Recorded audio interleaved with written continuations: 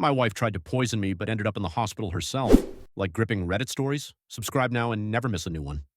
I never thought inheriting money would almost kill me. Literally. It all started 6 months ago when my grandfather passed away.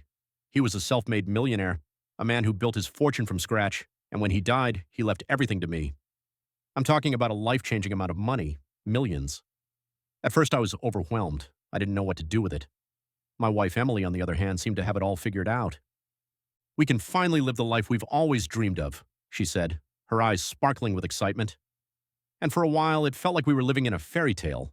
We bought a bigger house, took lavish vacations, and splurged on things we'd never been able to afford before.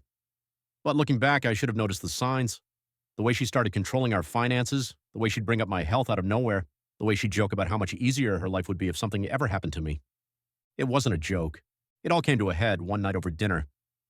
Emily had cooked my favorite meal, steak with a rich red wine sauce. She was unusually attentive, pouring me a glass of wine and watching me closely as I took my first bite. I thought it was sweet at first, but then I noticed something was off. The wine tasted bitter and the steak had a strange aftertaste. I didn't think much of it until I saw her face. She was pale, her hands trembling as she picked up her fork. "Aren't you going to eat?" I asked, pushing my plate away. She hesitated, then forced a smile. "I'm not really hungry."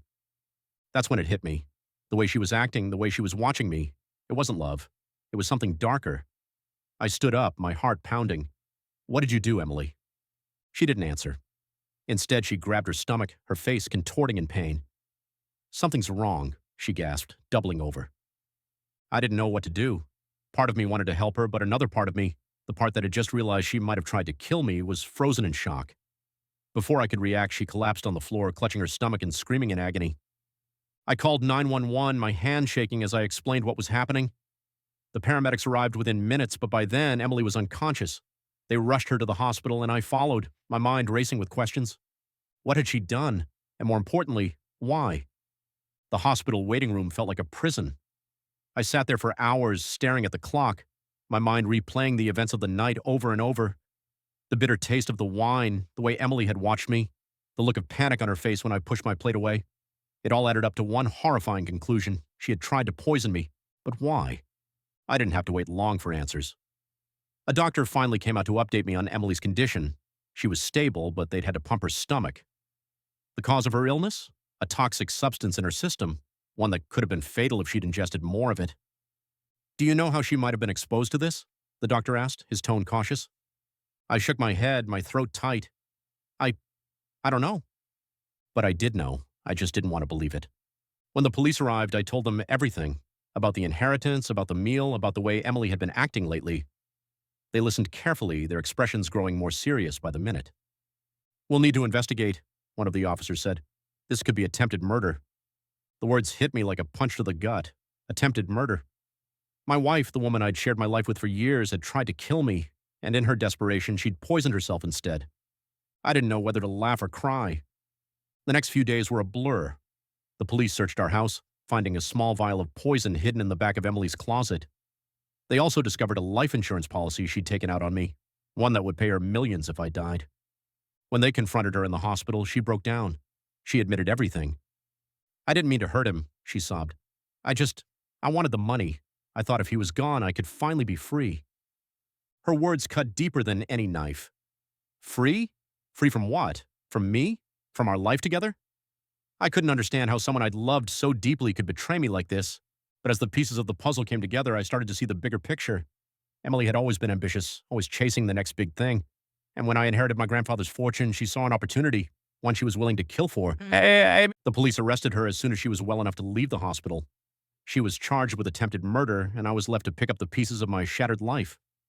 The days that followed were a whirlwind of emotions. Anger, sadness, disbelief. I felt them all. I couldn't wrap my head around the fact that the woman I'd shared my life with had tried to kill me. I filed for divorce immediately, cutting all ties with Emily. I also hired a lawyer to make sure she wouldn't see a single penny of my inheritance. It was a messy process, but I was determined to protect myself. As for the money, I've learned to be more careful with it. I've set up trusts, hired financial advisors, and made sure no one can ever take advantage of me like that again. But the biggest change has been in me. I'm more cautious now, more aware of the people around me. I've learned that money can bring out the worst in people, and that trust is something you should never take for granted. The weeks following Emily's arrest were a whirlwind of legal battles, media attention, and sleepless nights. The story of the wealthy husband and the wife who tried to poison him for his money became a sensation. Reporters camped outside my house, and my phone buzzed nonstop with calls from journalists and curious acquaintances.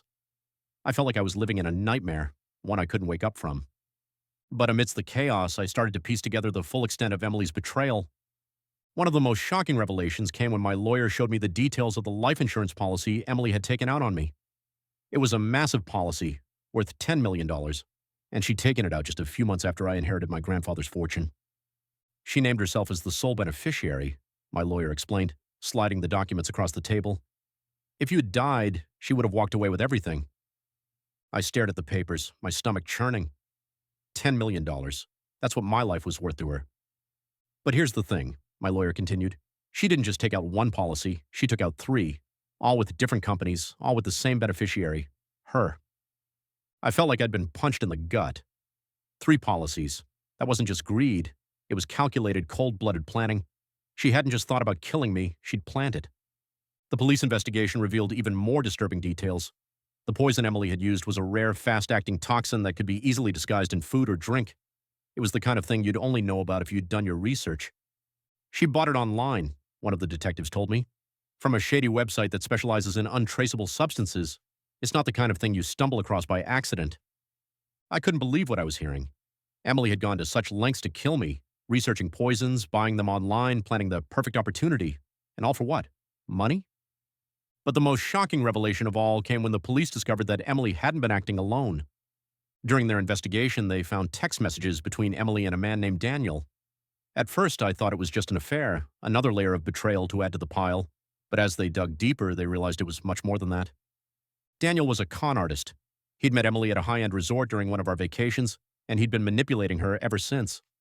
He'd convinced her that I was holding her back, that she deserved more than I could give her, and he'd planted the idea in her head that if I were out of the picture, she could have it all. He's the one who told her about the poison, the detective explained. He even helped her come up with the plan, but when it went wrong, he disappeared. I felt a surge of anger as I listened to the detective's words. Emily hadn't just betrayed me, she'd been manipulated into doing it. But that didn't make it any easier to forgive her. Emily's trial was a media circus. Reporters packed the courtroom, and every detail of our lives was dissected in the press. It was humiliating, but I knew I had to face it. I owed it to myself to see this through. When Emily took the stand, she looked like a completely different person. The confident, glamorous woman I'd married was gone, replaced by a hollow, broken shell. She cried as she confessed to everything, blaming Daniel for manipulating her and claiming she never wanted to hurt me. But the evidence was overwhelming. The poison, the life insurance policies, the text messages, it all pointed to one conclusion. Emily had tried to kill me. The jury didn't take long to reach a verdict, guilty on all counts. Emily was sentenced to 10 years in prison, and Daniel was eventually arrested and charged as an accomplice. But even with justice served, I couldn't shake the feeling of betrayal. I sold the house we'd shared and moved to a new city, trying to start over. I threw myself into my work, using the inheritance to build a new life for myself. But no matter how much I tried to move on, the scars remained. It's been a year since the trial, and life has slowly started to feel normal again. I've learned to trust again, to open myself up to new relationships. But I'm also more cautious, more aware of the dangers that come with money and power. I've started a foundation in my grandfather's name, using the inheritance to help others. It's my way of turning something dark into something good, of honoring the man who gave me so much. As for Emily, I haven't spoken to her since the trial. I don't know if I ever will. But I've made peace with what happened. I've learned that sometimes the people you trust the most are the ones who hurt you the deepest. And I've learned that no amount of money is worth losing yourself over.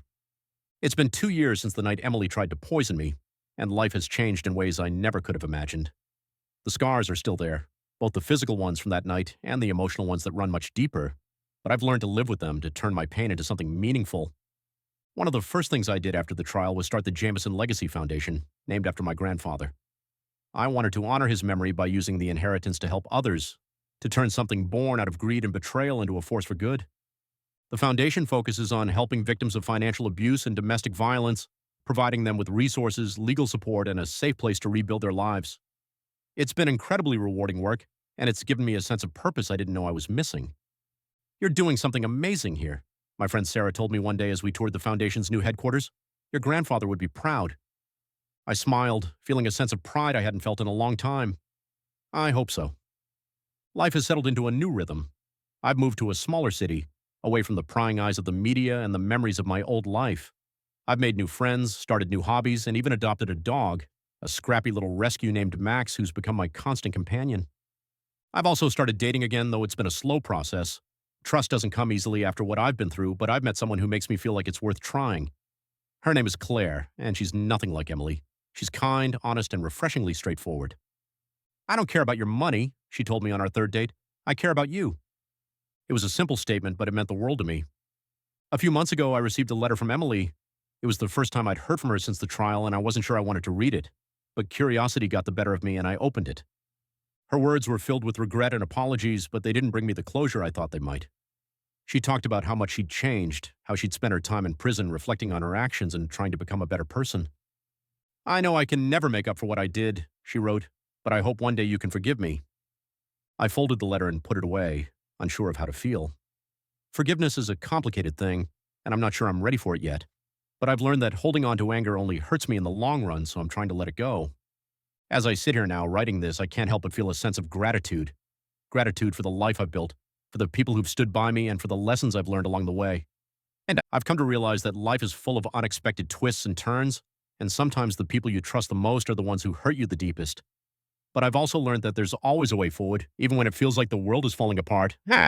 I don't know what the future holds, but for the first time in a long time, I'm excited to find out. Want more stories like this? Subscribe now and stay tuned for the next one.